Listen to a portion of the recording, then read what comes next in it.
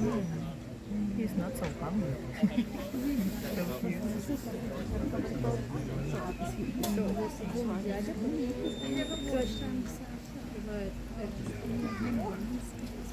Да-да.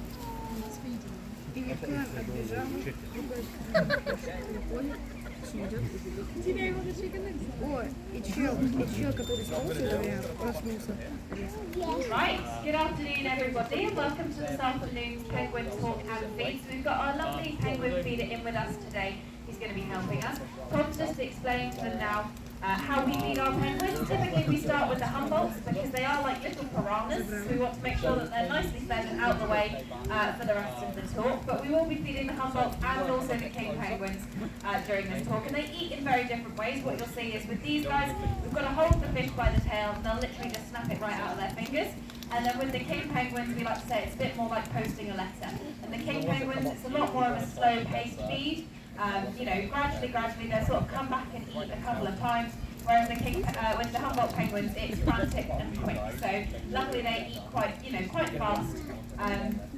It certainly sets the talk off with quite a pace, which is quite fun.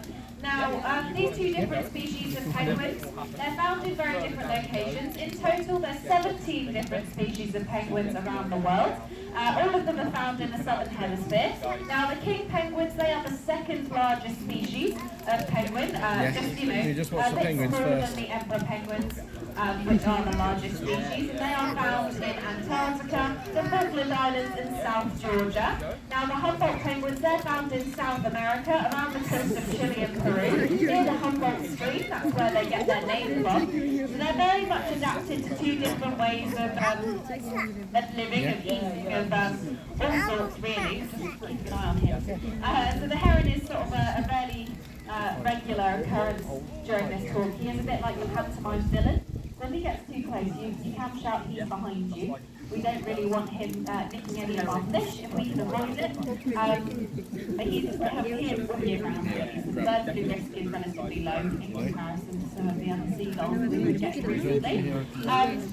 But yeah, so these guys are from very different locations. They're adapted to deal with different types of weather. So the Humboldts, they really enjoy that warm weather. And they are adapted to help keep it nice and cool in those skyrocketing temperatures in South America.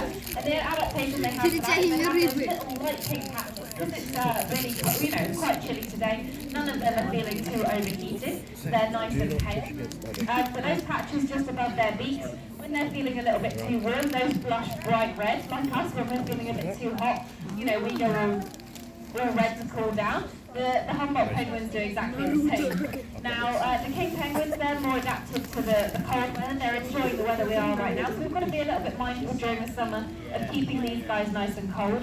And some of the ways we do that is providing them with nice big blocks of ice. As long as they've got access to the pool, then they can keep themselves relatively cold. So we also set up a sprinkler. As long as they're nice and wet, then they can stay really, really cold. Now, I said that, in the water they wouldn't necessarily be the best of friends, but there have been instances where a king penguin's got very lost and ended up in a colony of Humboldt penguins. So they get on fairly well in this enclosure. Our king penguins, they've lived with Humboldts their entire lives. This is a relatively new group of Humboldt penguins. We've got some of them from Wayland Sea Life Centre, and we also got some of them from Chessington World of Adventures. And when we got them, they did say to us, you are getting all of our cheekiest penguins. As you can see, they are definitely characters, having fish absolutely everywhere. They like to chase all sorts. They're really, really funny. And they've all recently been given their new names. So we have one penguin named after a very popular food item. He is called Big Mac, and that is because he has the famous McDonald's M on his chest. He's got his little tag on, and just to balance that out, we've named the rest of them after heroes. So among our group, you'll see names such as Stokes, Cat, all sorts, even Brody, just to name a few. Then our king penguins, they've had their names for a very long time now.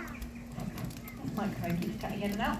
But I'll give you a little bit of an introduction as to who's who within this group, because we're still very much getting used to their little personalities. As far as I'm concerned, they're all just very cheeky. Now our oldest boy is Seth. He's the one just heading over there. Now Seth is one of our more famous penguins. He was in one of the Batman films. He was in Batman Returns with Danny DeVito. Alongside the villain called the Penguin. And he's 37 years old, so he's a very old boy. In the wild, they're to about 26, so that shows you how well Seth is doing. He's currently the oldest king penguin in Europe, and definitely doesn't look it. We like to think he's aging like George Clooney, looking really good for his age. But he's quite recognisable within the group. All of them have their own little characteristics that help us to pick them, you know, to be able to see who's who. And they do have their name tags as well, which makes it super easy for everyone else. But the way that we tend to look at them, so Seth's got quite a narrow face. That gives him slightly goggly eyes, but that, you know, he walks with a little bit of like a swagger to him as well, but that might just be he's a little bit older now. He is an absolutely gorgeous boy. He's definitely one of my favourites. And next on our list of ages, we've got Bill, who's sort of the one just floating around in the middle over there. Now, for 8 years of Bill's life, we thought she was a boy, hence the name Bill. And then she laid an egg, which is fairly good proof that she's a girl, poor love. But by then, the name had kind of stuck. But it does lead us on to quite a nice little fact about penguins, is that penguins are really difficult to tell the difference between males and females. It's so difficult to tell the difference between male and female penguins that even penguins can't do it. So, with the king penguins, this is a bit less of an issue, in the sense that king penguins are very modern with their relationships. They find a new partner every single year after a lot of flirting. But Humboldt penguins and most of the penguin species, they choose a partner for life. So they essentially get penguin married and have all of their penguin babies together. So at least they're sharing.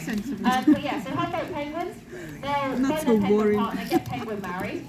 Because they can't tell the difference between male and female penguins, often these partners could be the same, you know, they could be boy and boy partners or girl and girl partners. And this doesn't affect them too badly in the wild, because what these partners will do is they'll find any abandoned eggs, and they're even able to sort of raise these eggs up until a full adult. So that's, you know, they've proven in the wild that this is really a good option for them. The main reason for this is because, you know, they can't really tell the difference between boys and girls. Now, the way we found out that Bill was a girl is that she lays her egg, but what we do now, how we tend to identify them now, is we get a DNA test done. So we'll take a feather and we'll send it off to a lab, and that gives us a proper definitive result on whether or not they're a boy or a girl. So Bill's a little bit more of an elusive, but the way we can tell her apart is she's quite a slim penguin, and she has a very short beak as well, so that helps us to sort of tell the difference. But that egg that she laid all of those years ago is our lovely boy Frank, who's just tucked at the back over here. So Frank is our biggest boy. He's also a bit of a Casanova. So now where I said before that penguins, they like to choose a new partner every single year, Frank is very good at getting a partner. He's a bit of a Casanova really in comparison to the rest of the penguins. He's really good at flirting. Now king penguins, they tend to flirt in one of two ways. The main way that they like to flirt with each other is doing these really loud trumpeting calls to each other, which they'll do back and forth, being able to learn each other's voices, which is useful once they've hatched their chick. I know. You'll get it again, Bill. She's quite a tricky one to feed sometimes. So they'll do these calls back and forth to each other. They can learn each other's voices. So then one of them's got to go off on a fishing trip, and the other one's got to stay looking after the eggs. They're then able to find each other in the massive crowds. The Frank's call is very impressive. They all have their own specific calls, which each started to be able to recognise them, which is quite fun. Now the other way that they like to flirt with each other, which is slightly more disgusting, is they like to regurgitate they like to regurgitate their food. Now the practicality of this is that they are showing each other what potential baby food they can provide. So any digesting fish is what they would be feeding their baby. So by doing a little bit of penguin sick at each other's feet, the other one can rifle through and go, oh yes, this would make an absolutely lovely baby food. And that is Frank and Spike's favourite party trick. They like to do that absolutely everywhere, even occasionally in bikini shoes. So that's not always our favourite time of year, but definitely the lovely loud trumpeting calls they do to each other are absolutely beautiful. Now next on our list of ages, we've got our lovely cheeky boy Spike, which is this stand here. So Spike, he is actually this year got voted to be the world's most popular penguin, which we were all absolutely thrilled about. He did very, very well. That was done by a charity called Penguins International, and they nominated 33 penguins from around the world, and Spike got through every single round until he made it out on top. We were very, very proud of him, and he got crowned king of all the penguins, which was absolutely spectacular. And this wasn't even his first little bit into stardom. He's also worked with David Attenborough. He's been on a lot of encyclopedias. He has his photo taken a lot. He absolutely loves a strong camera. And then last but not least, he's also done some work with these penguin biscuits. So he's chosen for the jokes for those chocolate bars, so he doesn't really particularly bad the fact that well has been chosen by our penguin. Now, Spike has become a little bit of a naughty teenager recently. He's been very much interested in our penguin feeders, which has been quite funny. But that's why we've got two of us in here just to make sure he stays on his best behaviour. Now, last but not least, we've got our lovely girl Maggie. She's the one just over here. Now, Maggie's quite distinguishable from the rest of the group. She's awesome, I think. There we go. So Maggie's got a lovely green dot on top of her head. She's our youngest girl. She just turned 9 in August. I nearly got it.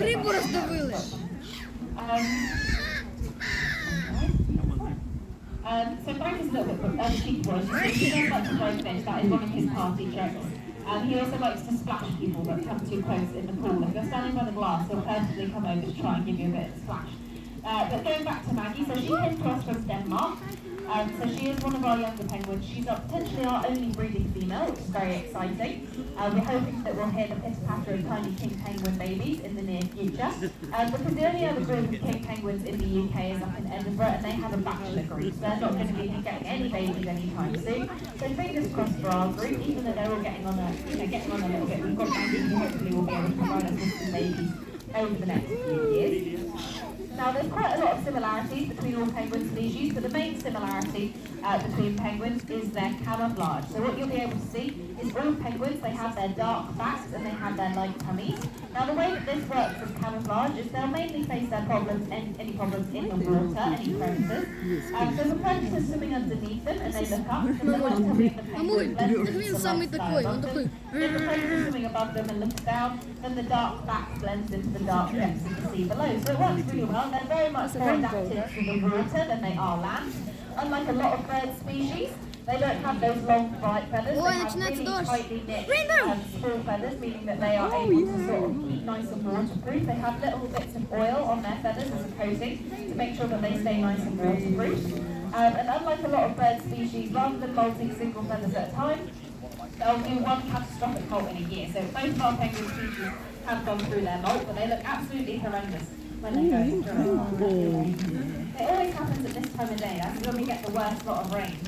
But yes, there's a lot of similarities, but there are some differences as well. So I briefly mentioned that, they come from different areas of the world, so they have to be adapted to different temperatures, but they are also adapted in different ways to the ways they like to eat. So the Humboldt penguins, they'll have lots of meals throughout the day. They're popping in and out of the sea, going on little fishing trips. And they only have to dive a little bit, it's not very deep to get their meals. They're fish from big shoals near the surface of the water. So they have to travel really quick speeds to be able to catch these fish. The Humboldt penguins, they can travel about 20 miles an hour, which is very impressive for something so small. And one of the ways they reach these top speeds is by porpoising, which is where they throw themselves out of the water, reducing the amount of drag in their body, meaning they can really hit these top speeds. Whereas king penguins, they have to dive a lot deeper. So today they've got some herring, but in the wild they'll be eating things such as squid. So they need to be able to dive quite deep to be able to get these different meals.